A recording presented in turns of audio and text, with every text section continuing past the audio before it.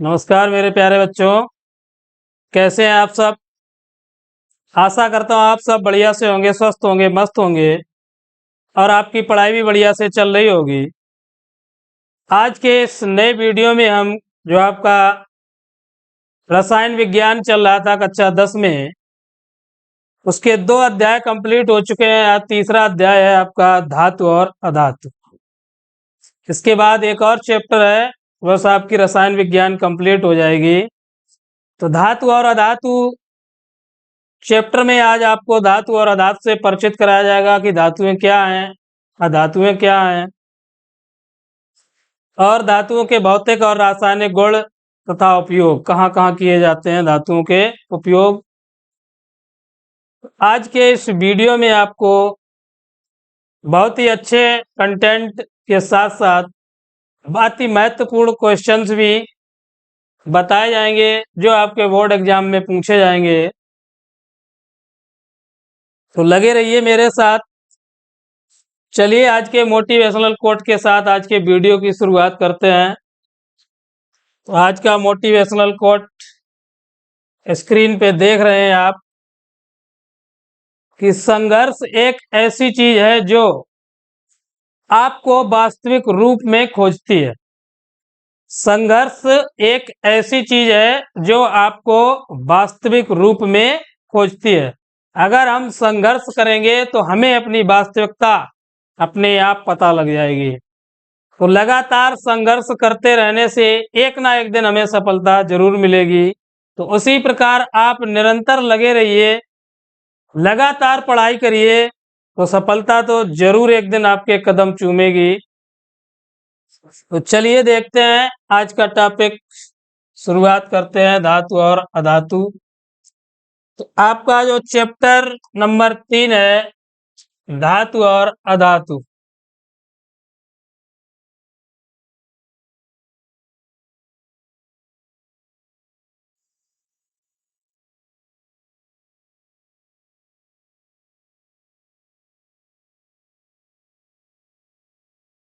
Metals and non metals.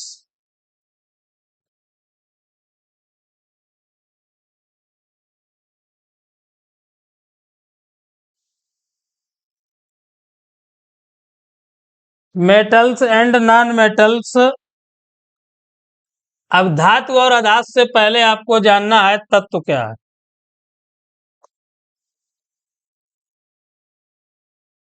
तत्व कक्षा 9 में आपने पढ़े होंगे कि तत्व है क्या। तो तत्व देखिए, वे सूक्ष्मतम कण,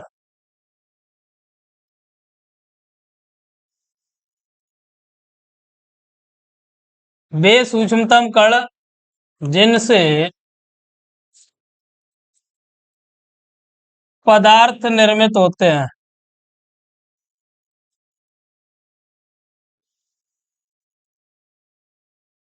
वे सूक्ष्मतम कण जिनसे पदार्थ निर्मित होते हैं तत्व कहलाते हैं।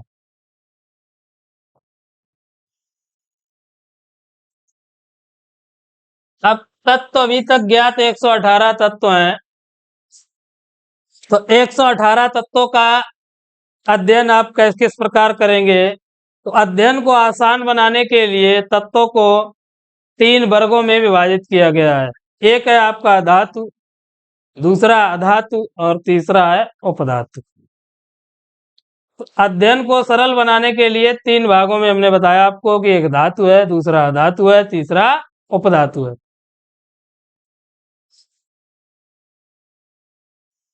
धातु, अधातु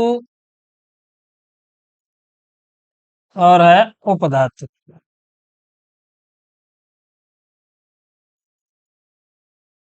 धातु, अधातु और उपधातु तो 3 भागों में विभाजित किया गया है। अब इनके भौतिक एवं रासायनिक गुण।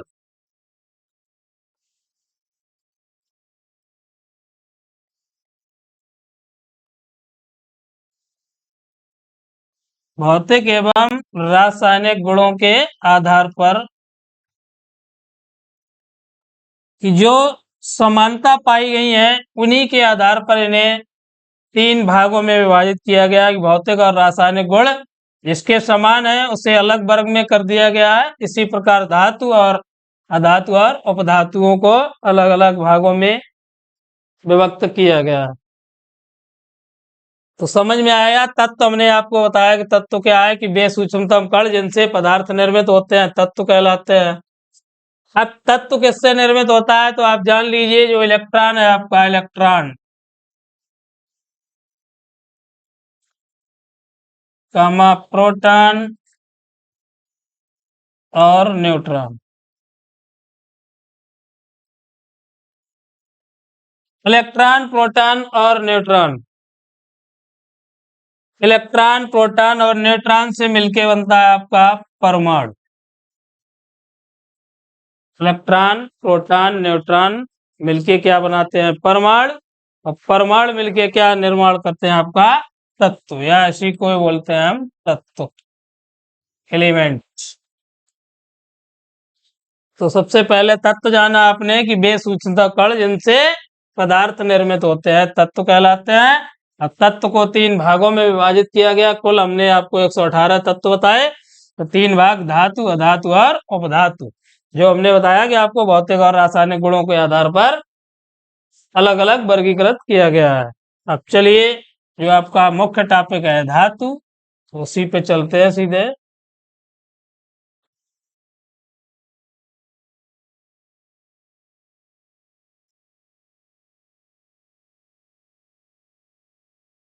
देख रहे हैं आप स्क्रीन पर धातु।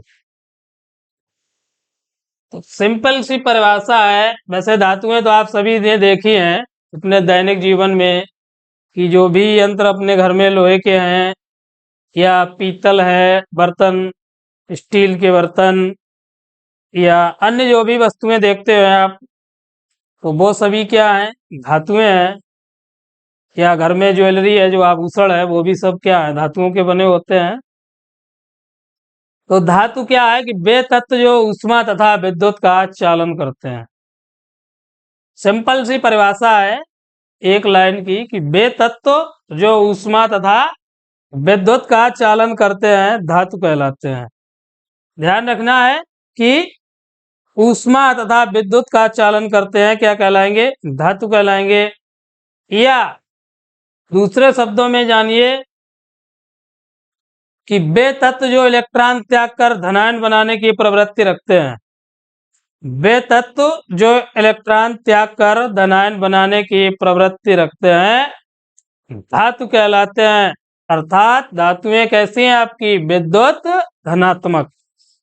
तो जो धातुएं आपकी वो कैसी हैं? विद्युत धनात्मक हैं। तो परिभाषा आप कोई भी नोट कर लें कि वे तत्व जो ऊष्मा तथा विद्युत का चालन करते हैं धातु कहलाते हैं। या दूसरी परिभाषा हमने बताई कि वे तत्व जो इलेक्ट्रॉन त्याग कर धनायन बनाने की प्रवृत्ति रखते हैं धातु कहलाते हैं।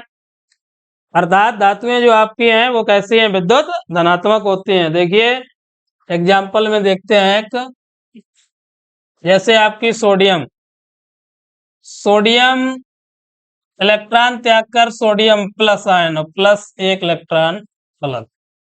तो Na से Na प्लस, सोडियम से सोडियम आयन, प्लस एक इलेक्ट्रॉन बाहर। तो सोडियम से क्या बना आपका? सोडियम प्लस बन गया और एक इलेक्ट्रॉन अलग हो गया। तो ये क्या आपकी धातु है। तो ध्यान रखना है कि वे तत्व जो इलेक्ट्रॉन त्याग कर धनायन बनाने की प्रवृत्ति रखते हैं धातु कहलाते हैं।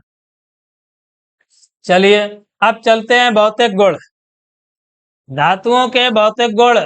तो भौतिक गुण देखिए, प्रमुख भौतिक गुण निम्नलिखित है।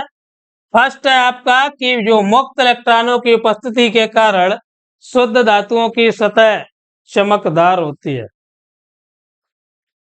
तो जो भी धातुएं हैं उनकी सतह पर अगर मुक्त इलेक्ट्रॉन है तो उनकी सतह कैसी होगी? चमकीली। और जिस पर मुक्त इलेक्ट्रॉनों की संख्या कम होती है वो डल होती है, मतलब गंदी। तो जिन धातुओं पर मुक्त इलेक्ट्रॉनों की संख्या अधिक होती है वो अधिक चमकदार होती हैं।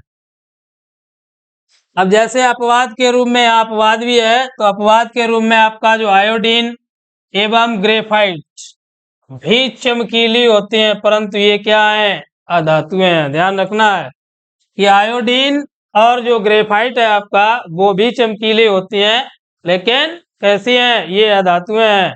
और अभी आपको हमने जो भौतिक गुण फर्स्ट बताया उसमें बताया कि मुक्त इलेक्ट्रॉनों की उपस्थिति के कारण शुद्ध धातुओं की सतह कैसी होती है, चमक युक्त होती है। लेकिन इसमें यहाँ पे अपवाद के रूप में देखिए कि आयोडीन व ग्रेफाइट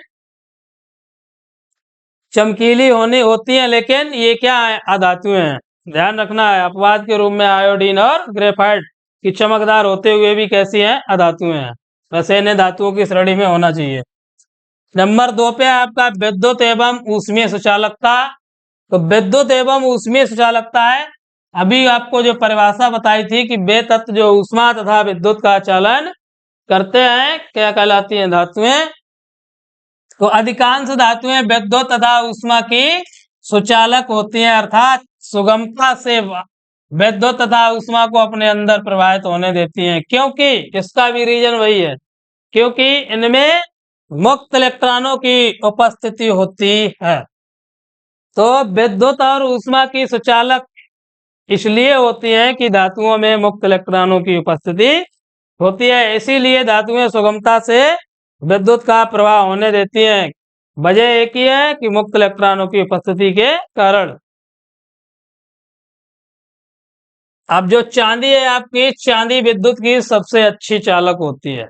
चांदी, सिल्वर जो है आपकी विद्युत की सबसे अच्छी चालक होती है। इसके बाद में आपकी जो है वो है कॉपर।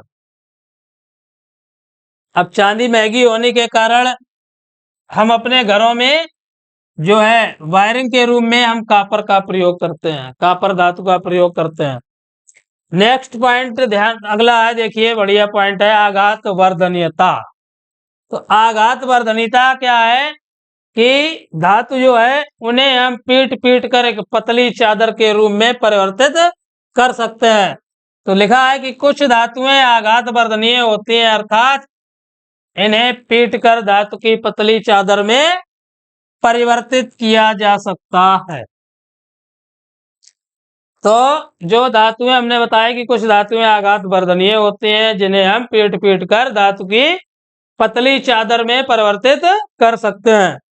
एग्जाम्पल में लिखा है कि चांदी और सोना, चांदी और सोना अत्यधिक आघात वर्धनीय है। अब चांदी के आभूषण देखें आपने कि घर में देखे होंगे कि जो चांदी के आभूषण जो भी देखे हैं, तो जैसा रूप चाहो वैसा आप बना सकते हो उन्हें। तो वजह क्या है कि वो आघात वर्धनीय है, कि उन्हें पीट पीट कर हम जिस रूप में चाहेंगे उसी रूप में ढाल देंगे। उसी प्रकार जो आपका सोना है उसे भी जिस प्रकार चाहे उसी रूप में हम बना सकते हैं। तो चांदी और सोना के अलावा और भी जो है आपकी कॉपर है या लोहा है, इन्हें भी हम पीट पीट कर नया रूप दे देते हैं। तो जो सबसे अधिक आघात वर्धनीय है वो है चांदी और सोना। तो आघात वर्धनीयता का मतलब समझ में आया होगा कि इन्हें पीट कर धातु की पतली चादर के रूप में परिवर्तित किया जा सकता है। अगला पॉइंट है तन्यता। तो कुछ धातुएं सामान्यतः तन्य होती हैं, कुछ धातुएं सामान्यतः तन्य होती हैं, अर्थात इन्हें खींचकर पतले तारों में परिवर्तित किया जा सकता है। अब धातुओं के इस विशिष्ट गुण को बोला जाता है तन्यता।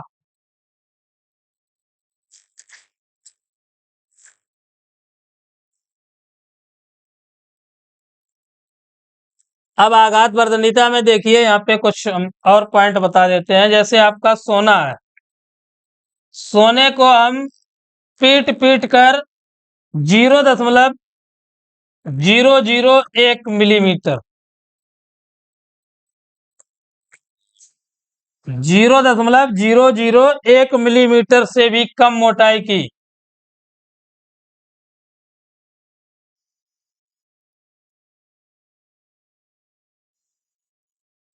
चादर में परिवर्तित कर सकते हैं। 0.001 मिलीमीटर की पतली चादर में परिवर्तित कर सकते हैं। सॉरी, एक और जीरो है यहाँ पे। 0.001 मिलीमीटर से कम मोटाई की चादर में परिवर्तित किया जा सकता है। और जो इसके अतिरिक्त जो आपका एल्यूमिनियम है, एल्यूमिनियम तथा कॉपर भी अत्यधिक आघात वर्धनीय धातुएं हैं। जैसे आपने देखा है कि एल्यूमिनियम फॉल या एल्यूमिनियम पत्रक, जो भी डिब्बा बंद खाद्य पदार्थ होते हैं उन सभी में हम क्या एल्यूमिनियम फॉल्स बोलते हैं या पत्रक कहते हैं, उन सभी का उपयोग करते हैं। या जो आपने देखी है सिगरेट, सिगरेट पर भी जो फिल्टर लगा होता है उसके ऊपर देखी होगी आपने कि एल्यूमिनियम की पत्रक लगी होती है। तो एल्यूमिनियम और कॉपर भी आपकी कैसी है, आघात वर्धनीय धातुएं हैं। अपवाद स्वरूप इसमें जो जिंक है आपकी, जिंक और मरकरी, जिंक और मरकरी अपवाद है, ये आघात वर्धनीयता का गुण प्रदर्शित नहीं करते हैं। अब जो हमने पॉइंट बताया आपको तन्यता का, तो कुछ धातुएं सामान्यतः तन्य होती हैं, अर्थात इन्हें खींचकर पतले तारों में परिवर्तित किया जा सकता है। तो तन्यता का मतलब क्या है कि जो भी आपकी धातु है उसे खींचकर हम एक पतले तार के रूप में परिवर्तित कर सकते हैं। तो धातुओं के इस गुण को हम बोलते हैं तन्यता। अब इसका एग्जांपल देखिए कि 1 ग्राम सोना, 1 ग्राम सोने से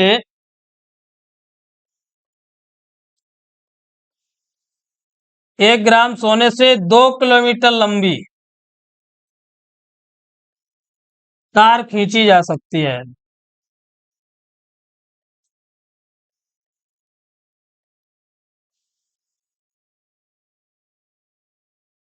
क्या बताया हमने, देखिए तन्यता का गुण इतना होता है सोने के अंदर कि 1 ग्राम सोने से आप 2 किलोमीटर लंबी तार खींच सकते हैं। तो ये रहा तन्यता का गुण।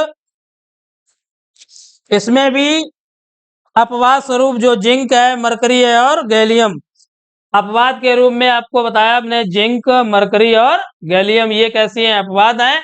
इन धातुओं में तन्यता का गुण नहीं पाया जाता है। नेक्स्ट पॉइंट देखते हैं, कठोरता।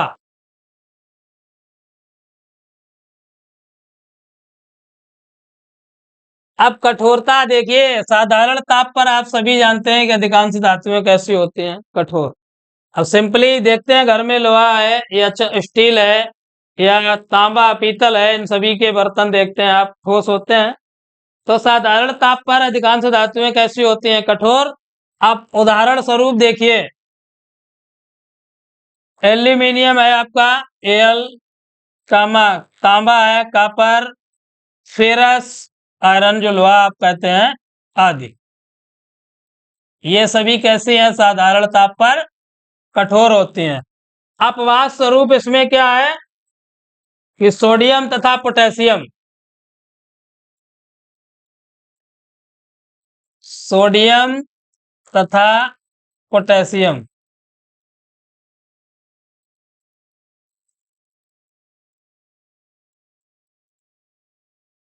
सोडियम और पोटेशियम कैसी हैं, मृदु, मृदु धातुएं हैं, क्योंकि इन्हें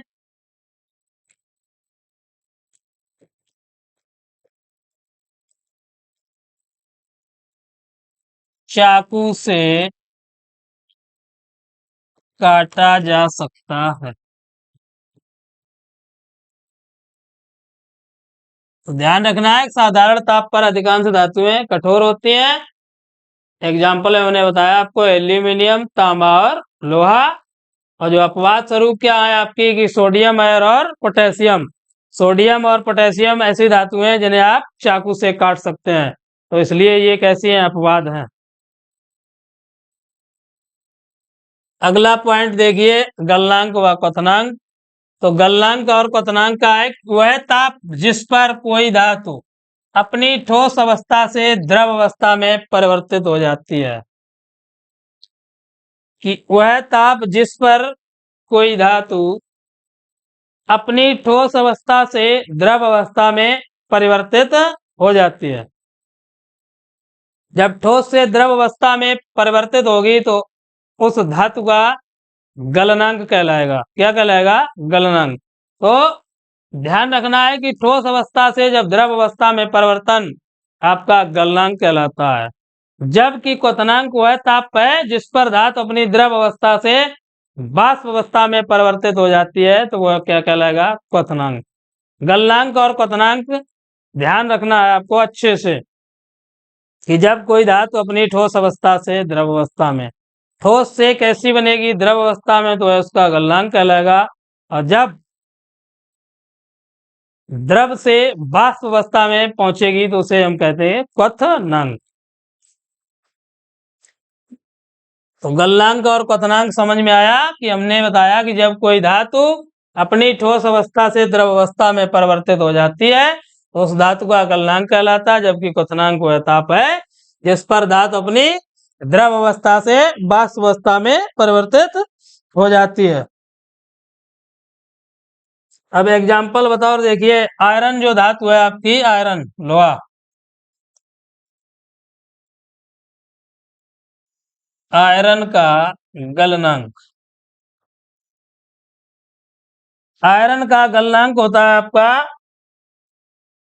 1535 डिग्री सेल्सियस, 1535 डिग्री सेल्सियस। जो आयरन है इसका गलनांक 1535 डिग्री सेल्सियस। तथा कापर जो धातु है, कापर, कापर का गलनांक,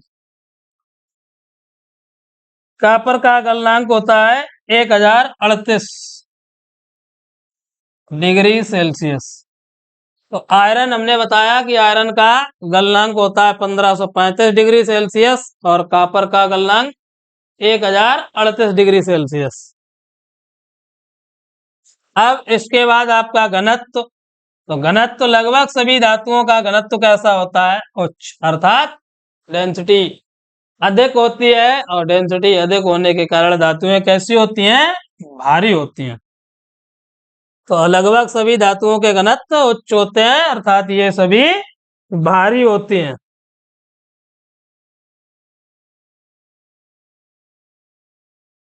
नेक्स्ट पॉइंट है आपका, देखिए भौतिक गुण है धातुएं भंगुरता।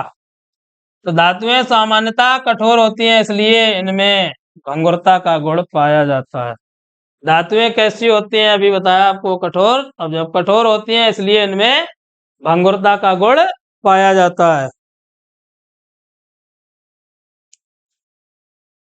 अपवाद स्वरूप जो आपकी जिंक धातु होती है इसमें भी अपवाद है। जो जिंक धातु है, जिंक, जिंक धातु भंगुरता का गुण प्रदर्शित नहीं करती है।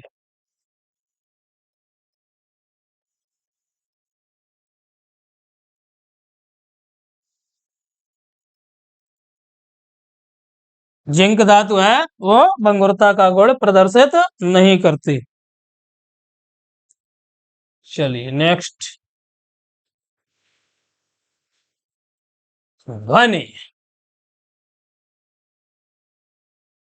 तो ध्वनि से तो आप सभी परिचित हैं कि ध्वनि, धातुओं को हमने देखा है कि हथौड़े से पीटने पर एक विशेष प्रकार की ध्वनि उत्पन्न होती है। जैसे आप अपने विद्यालय में ही देखते हैं कि जो घंटी बजाई जाती है उसमें हथौड़े से जब उसे पीटते हैं तो अब ध्वनि उत्पन्न होती है, जिसे बोला जाता है धात्विक ध्वनि। तो ध्यान रखना है कि धातुओं को हथौड़े से पीटने पर एक विशिष्ट या विशेष प्रकार की ध्वनि उत्पन्न होती है, जिसे हम धात्विक ध्वनि कहते हैं। अब एग्जाम्पल बताओ, जैसे ध्यान रखना है कि विद्यालय वैली, हमने बताया आपको कि विद्यालय में लगी घंटी धातु की बनी होती है, जिसे पीटने पर एक विशेष प्रकार की ध्वनि उत्पन्न होती है। नेक्स्ट पॉइंट देखिए क्या है आपका, विलेयता। तो सामान्यतः धातुएं द्रवों में विलय नहीं होती हैं। तो विलेयता को ध्यान रखना है कि सामान्यतः धातुएं द्रवों में विलय नहीं होती हैं। तो ये तो रहे आपके धातुओं के रासायनिक गुण। अब देखिए आपका वो भौतिक गुण, सॉरी, धातुओं के भौतिक गुण। अब धातुओं के रासायनिक गुण। तो धातुओं के रासायनिक गुण देखो, ये पहला फर्स्ट पॉइंट है ऑक्सीजन से क्रिया। तो सबसे प्रथम पॉइंट क्या लग रखा है, ऑक्सीजन से क्रिया। तो धातुओं का वायु में दहन करने पर ये वायु में उपस्थित ऑक्सीजन से क्रिया करके क्या बनाएंगी? धातु ऑक्साइड। ध्यान रखना है, ऑक्सीजन से क्रिया करके धातु ऑक्साइड का निर्माण होता है। अब एग्जाम्पल में लिखा है क्षार धातुएं जैसे सोडियम है, पोटेशियम आदि सामान्य ताप पर ही वायु की ऑक्सीजन से क्रिया करके ऑक्साइड बनाती हैं। सोडियम है, पोटेशियम है, सीजियम है, रुबिडियम, ये सभी धातुएं क्या हैं कि सामान्य ताप पर ही वायु की ऑक्सीजन से क्रिया करके ऑक्साइड बनाती है।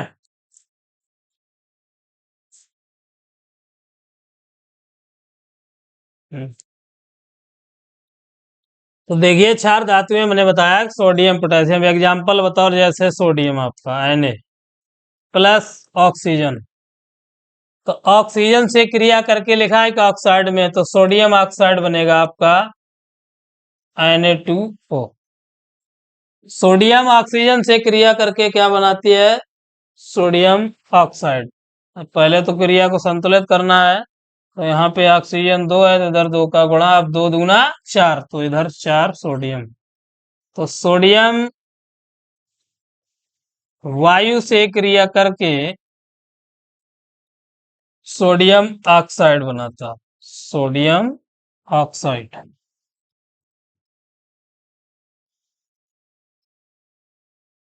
तो ये तो आपका क्षार धातु के साथ रही क्रिया। इसी प्रकार आप पोटेशियम से भी करा सकते हैं। पोटेशियम प्लस O2 बनेगा K2O। इसी प्रकार ये भी संतुलित हो जाएगी 4 के। तो पोटेशियम और ऑक्सीजन से हमें पोटेशियम ऑक्साइड प्राप्त होता है।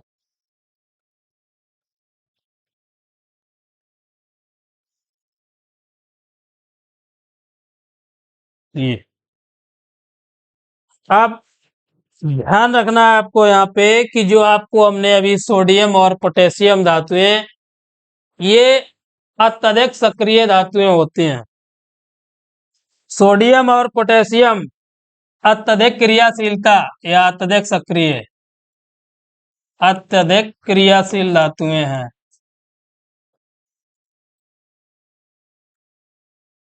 और अत्यधिक क्रियाशील होने के कारण जब ये अत्यधिक क्रियाशील होती हैं, इसलिए इन धातुओं को सोडियम आपका और पोटेशियम, इन्हें हम केरोसिन, मिट्टी के तेल में डुबोकर रखते हैं। अगर इन्हें हम खुले में रखेंगे तो ये वायु के संपर्क में आकर तुरंत ही आग पकड़ लेती हैं। तो इसलिए इन धातुओं को हम केरोसिन ऑयल या मिट्टी के तेल में डुबोकर रखते हैं। और जो आपकी लिथियम धातु है, लिथियम, तो लिथियम क्या है? ये हल्की होने के कारण द्रव की सतह पर तैरने लगती है, द्रव की सतह पर तैरने लगती है।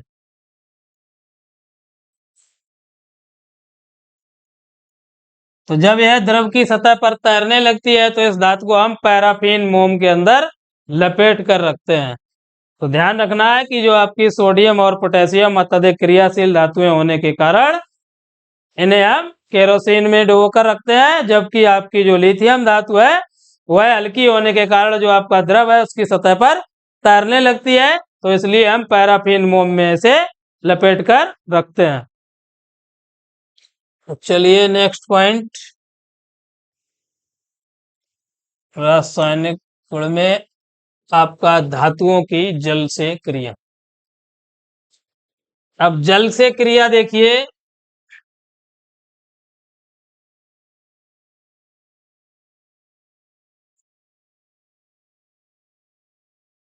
तो धातुओं की जल से अपक्रिया में लिखा है कि धातुएं जल के साथ अपक्रिया करके हाइड्रोजन गैस तथा धातु ऑक्साइड अथवा धातु हाइड्रोक्साइड निर्मित करते हैं। तो धातुएं जल के साथ अपक्रिया करके स्पेशली हाइड्रोजन गैस तथा धातु ऑक्साइड अथवा धातु हाइड्रोक्साइड निर्मित करते हैं। उदाहरण देखिए कि सोडियम तथा पोटेशियम धातुएं ठंडे जल के साथ तीव्रता से अपक्रिया दर्शाती हैं। इनकी अपक्रिया से धातु हाइड्रोक्साइड तथा हाइड्रोजन गैस निर्मित होते हैं। अब देखिए जैसे सोडियम और ठंडे जल H2O, क्या लिखा है कि सोडियम ठंडे जल के साथ तीव्रता से अपक्रिया दर्शाती है और अपक्रिया के उपरांत हमें क्या मिलता है, धातु हाइड्रोक्साइड। तो मिले आपको यहाँ पे NaOH प्लस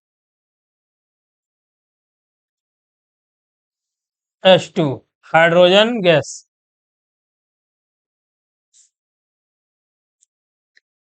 तो देखिए संतुलित है अपक्रिया आपकी, संतुलित नहीं है। तो संतुलित करने के लिए इधर हाइड्रोजन 2 है, उधर 2 और 1 3 हो गया। तो 2 का गुणा 2 2 4 हो जाएगा, इधर 2 का गुणा कर देंगे, 2 दूना 4। और सोडियम आपका गड़बड़ हो गया तो सोडियम में भी 2 का गुणा हो जाएगा।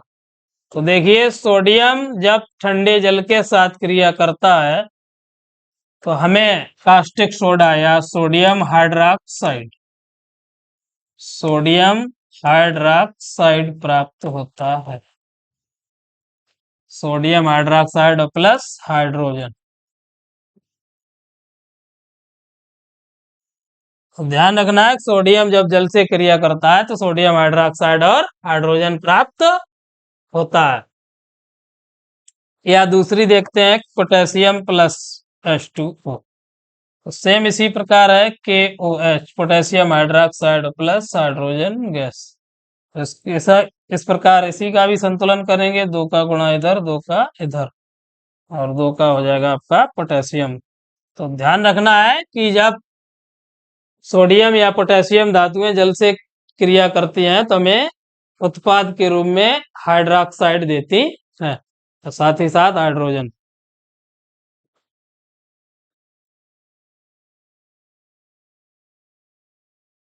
चलिए आज के वीडियो में बस इतना ही, मिलते हैं अगले वीडियो में। जो भी अन्य गुण या उपयोग बचे हैं आपके धातु के साथ, अब आपको अधातु और सक्रियता श्रेणी जो अगले वीडियो में मिलेंगे। तब तक के लिए धन्यवाद। जय हिंद।